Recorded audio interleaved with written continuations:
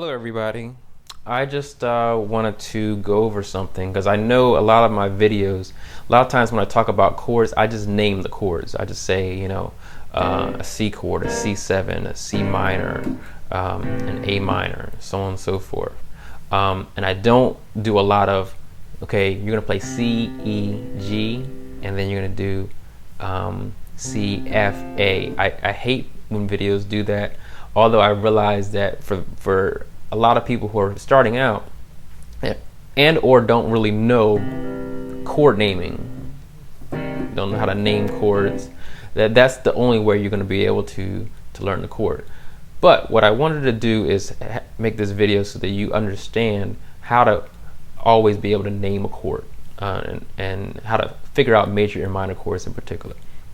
So it starts with the major scale. Okay, that was the C major scale. C, that's your 1, 1, 2, 3, 4, 5, 6, 7 octave 1 or 8. Okay, I'm playing it in proper fingering. It's not the point of this video, but it's always good to learn proper fingering. Okay, that's your major scale. A chord is basically a combination of usually 3 notes or more that are sounded together. Okay, a major chord is the first, the third, and the fifth note of a major scale. Okay, that's all it is. And so if you're in another key, okay, so if you can do that, you can play those first 5 notes in any particular scale, then you can figure out the chord. Okay, D flat chord or C sharp. Okay, now if you don't know how to do that, go back to C. And music it's partially practical and it's partially what's in your head. So if you haven't done this ever in life, really look at what you're playing, and you're going to need to know the concept of whole step. These are whole steps: C to D, D to E. Now E to F, that's a half step. Okay, so whole step, half step, whole step, whole step, whole step, half step.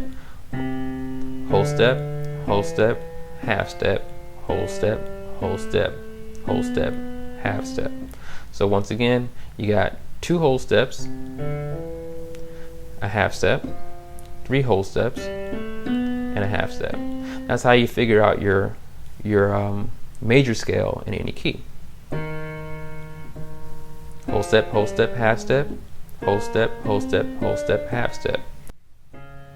Whole step, half step, whole step, half step.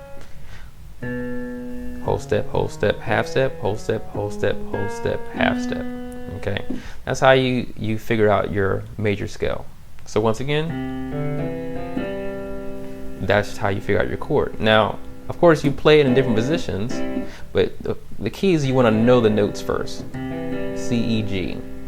And then once you get comfortable with the notes get comfortable with moving them in different positions.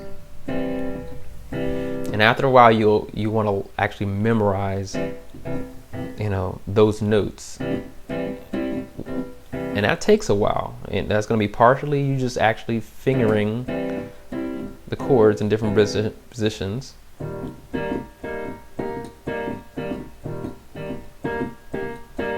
And it's going to be partially you recognizing and thinking about it, that whenever you see those notes together, that's an E flat chord, no matter how it's being played. Okay. Minor chords. Now there's 2 ways to do this. First, you can just take the major chord that you already know and take the third of the chord. Now if you know that you're in C, it can't be C. The fifth is too far away, so it's going to be the closest note to your root. Okay, if you're kind of lost where you're at,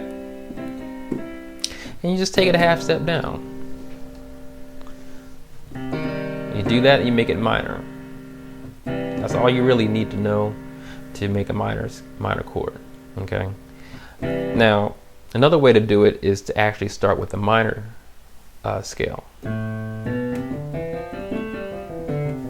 going to start with an A minor because it's all white keys. It's actually the same notes as a C major scale. Once again, this has a pattern. Whole step, half step, whole step, whole step, half step, whole step, whole step.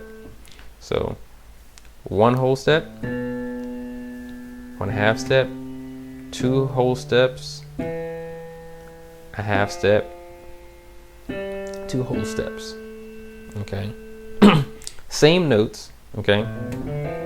It's actually it has a slightly different pattern. But the first notes are going to give you that 1, 3, and 5. So you're using the minor chord is the 1, 3, and 5 of the minor scale. Okay, and there's other scales and other chords, and they basically follow the same rule. And then you start adding sevenths and ninths and whatnot like that. But there's two ways to do it.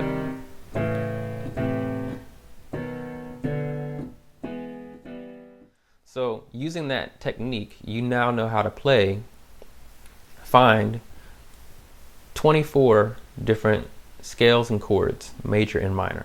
Okay, because you have 12 major scales, 12 major chords, 12 minor scales, 12 minor chords. And so that's how you figure those out. And you spend some time doing it. Okay, and then once you do that, then when you see, C chords, or you hear people name chords, you'll be able to just, oh, okay, I know how to figure that out. And that's how you start constructing your patterns and songs. All right, so hopefully that was helpful. And until next time, be blessed.